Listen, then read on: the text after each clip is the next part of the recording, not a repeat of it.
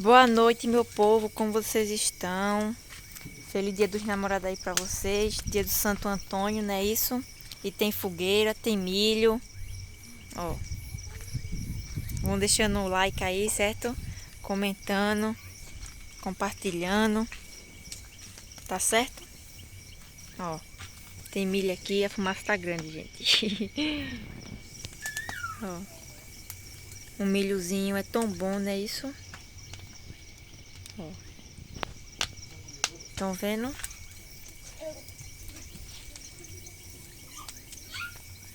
Ó. Tá fazendo um friozinho tão bom aqui, minha gente. Um friozinho tão bom mesmo, ó. Gente, agora eu vou mostrar pra vocês o povo. Nayane.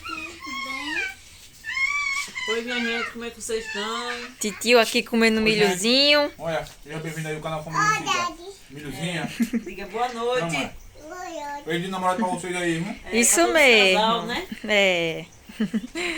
E tu, Nathaniel, tá animada pro São João? Diga, tô sim. Eu já tô com a roupa. Com a pintinha, o penteado no cabelo aí, ó. Eita. E aí, gente, estão gostando do canal? Se inscreve, dá o like, compartilha, Isso É, mesmo. comente, né? comente, viu? É, Qualquer coisinha deixa um comentário aí no vídeo aí, viu? Nós estamos aí junto, viu? isso mesmo. Agora eu vou aqui fora, tá certo, gente? O gato também tá aqui, ó. Fechando. Na vaga dele era o nosso cachorrinho, mas o nosso cachorrinho já tá no céu. Ó, tá aqui, ó. Oi, gente, tudo bom? Deixa seu like, se inscreve no canal. Isso mesmo. E tá assim, ó, aqui, ó, de noite. Como vocês podem ver.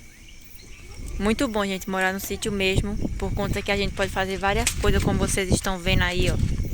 Muitas coisas mesmo, certo? Muito bom mesmo. É maravilhoso morar no sítio. Também pra quem mora na rua é bom, não é isso? Então foi isso, gente. Tchau, viu pra vocês.